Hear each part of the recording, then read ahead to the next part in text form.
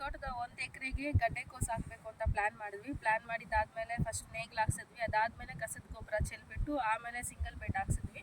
Single bed ಹಾಕ್ತಿದ್ದ ತಕ್ಷಣ ನಾವು ಹನಿ ನೀರಾವರಿ ಪದ್ಧತಿ ಯೂಸ್ ಮಾಡೋಣ ಅಂದ್ಕೊಂಡು ಹನಿ ನೀರಾವರಿ ಪದ್ಧತಿಗೆ ಪೈಪ್ಸ್ ಎಲ್ಲ ಹಾಕ್ಬಿಟ್ಟು ಆಮೇಲೆ ನಾರು ತಂದ್ವಿ. 30,000 ನಾರು ತಂದುಬಿಟ್ಟು ಉಳಿದಾದ್ಮೇಲೆ 1 ವಾರಕ್ಕೆ ನಮಗೆ ವೈಟ್ ಪ್ಲೇ ಮತ್ತು ಇದ್ಯಾವುದು ಅಪಿಡ್ಸ್ ಅನ್ನೋ ಹುಳುಗಳು ಬಂತು.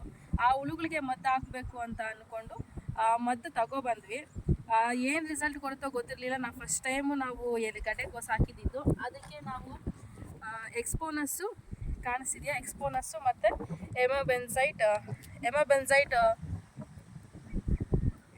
ಎಮೋಮೆಕ್ಟಿನ್ ಬೆನ್ಸೈಟ್ನ ಹಾಕಿದ್ವಿ. ನೋಡ್ಕೊಳ್ಳಿ ಇವೆರಡು. ಇದು ಹಾಕಿದ್ದಾದಮೇಲೆ ಸ್ವಲ್ಪ ದಿನಕ್ಕೆ ಸ್ವಲ್ಪ ಕಂಟ್ರೋಲ್ ಆಯಿತು. ಇವಾಗ 1 ವಾರ ಆಗಿದೆ. ಸ್ವಲ್ಪ ಅಂದರೆ ಅಲ್ಲಲ್ಲಿ ಮತ್ತು ವೈಟ್ ಪ್ಲೇ ಅನ್ನೋದು ಕಾಣಿಸ್ಕೊಳ್ತು. ಅದಕ್ಕೆ ಸೆಕೆಂಡ್ ಡೋಸ್ ಹಾಕ್ತಾ ಇದ್ದೀವಿ. ಈ ಸಲ ಹಾಕಿದ್ಮೇಲೆ ಮತ್ತೆ ಕಂಟಿನ್ಯೂಸ್ ಆಗಿ ಕಡಿಮೆ ಹಾಕಿದ್ರೆ ಸರಿ ಹೋಗುತ್ತೆ ಅಂತ ಹೇಳಿದ್ರು. ಸೊ ನಾವು ಇವಾಗ ಟ್ರೈ ಮಾಡ್ತೀವಿ, ನೋಡೋಣ ಮುಂದೆ ಏನಾಗುತ್ತೆ ಅಂತ. ನೀವು ಹುಳುಗಳಿಗೆ ಯಾವ್ದು ಹಾಕ್ತಾ ಇದ್ದೀರಾ ಅಂತ ಮೆನ್ಷನ್ ಮಾಡಿ.